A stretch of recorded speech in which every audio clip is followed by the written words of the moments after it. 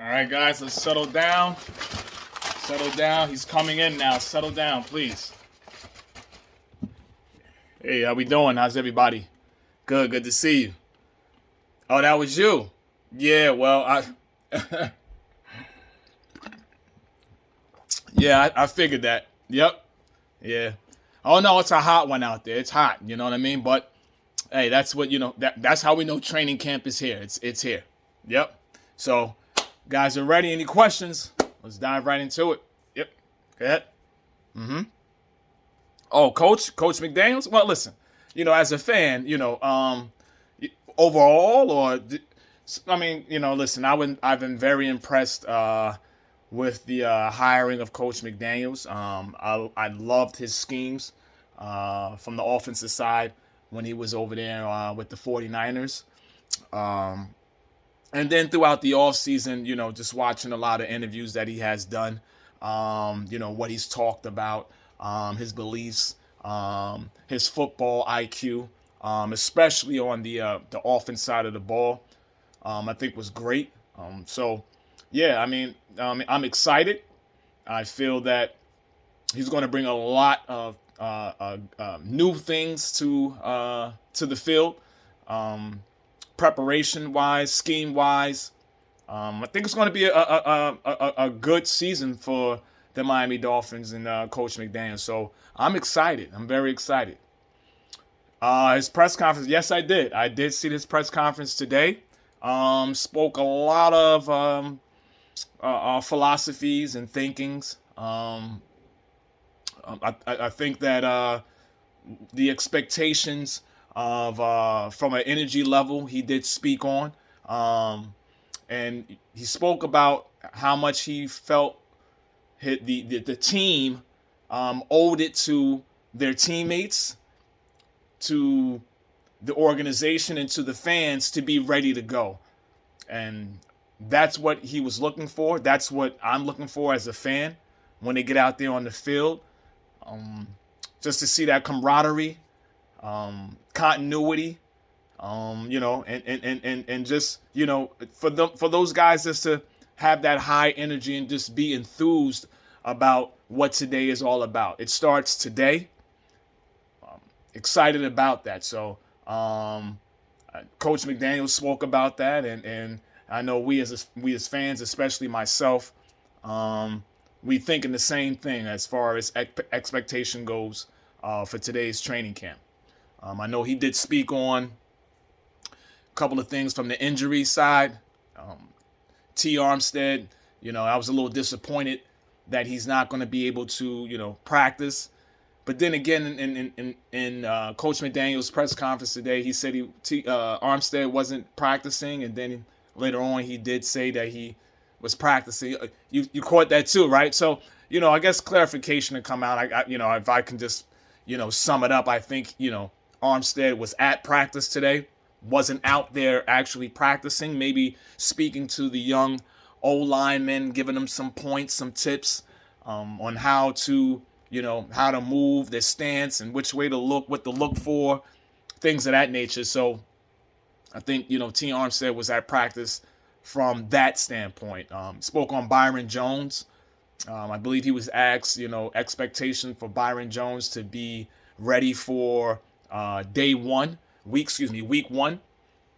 But I think right now that the coaching staff and the trainers are pretty much, especially with the players that are coming in a little lingering injuries, just their job is to keep them out of their own harm's way. They don't want them to re-aggravate anything or not give that injury the proper time to heal. So I agree with that. I agree with that. But and that's cliche. I'm pretty sure that's happening throughout the entire league. We're not the only team with some holdouts as per the coaches and training staff. I'm pretty sure if it was up to the players, then Byron Jones, Armstead, they would be out there playing.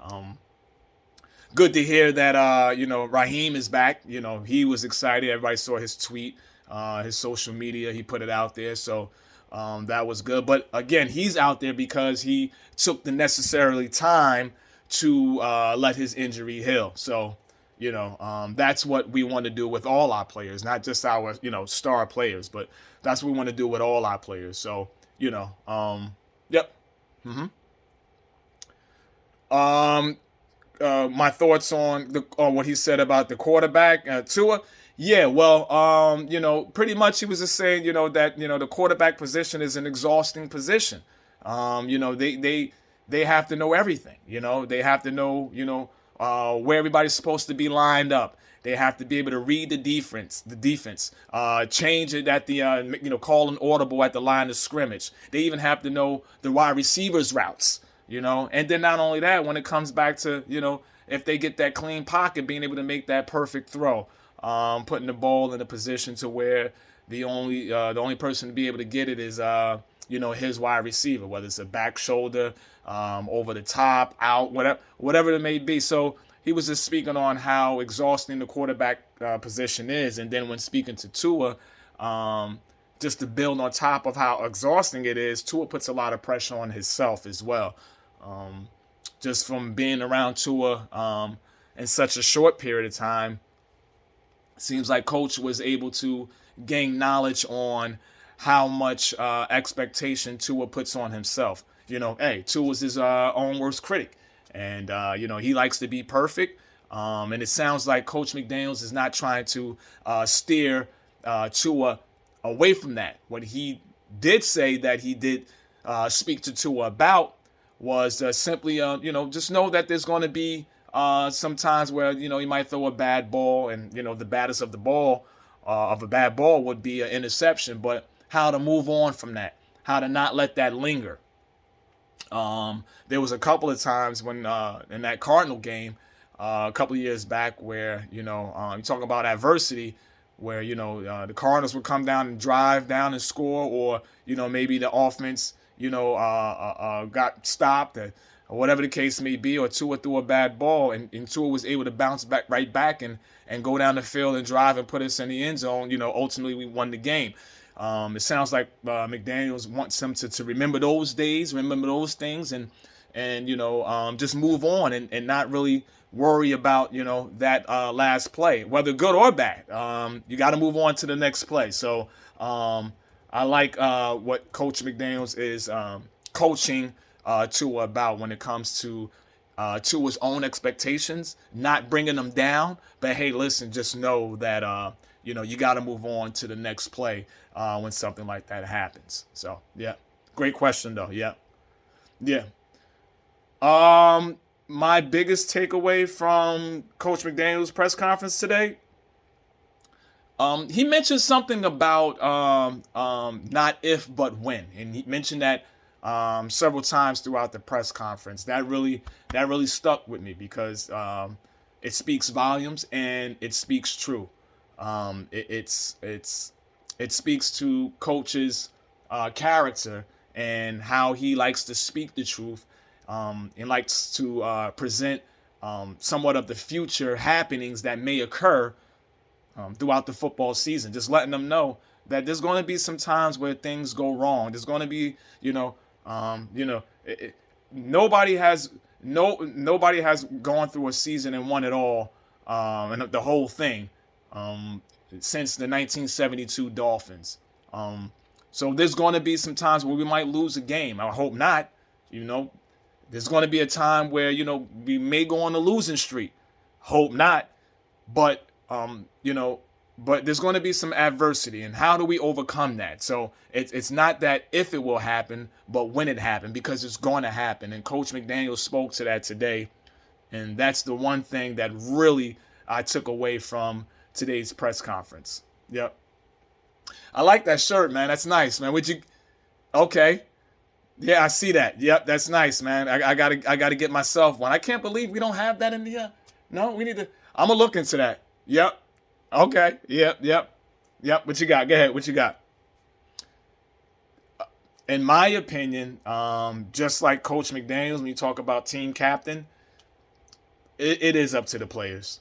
The coaches, stay away from that. I mean, obviously, the players are closer to each other than the coaches are. I mean, a lot of you guys, and girls think that, the coaches are close to the players like the players are player to player, but that's not the case. The players are much closer to each other. So who better to know to be that leader in the locker room, off the field, and then obviously on the field. A leader has to be able to do all those things, lead in all three phases: on the field, in the locker room, and off the field. So I think that we will leave that up to the players to decide on that. I love that answer that he gave. I love his thinking. I love Coach McDaniel's thinking when asked that question about team captain. So that was a great point by Coach McDaniels.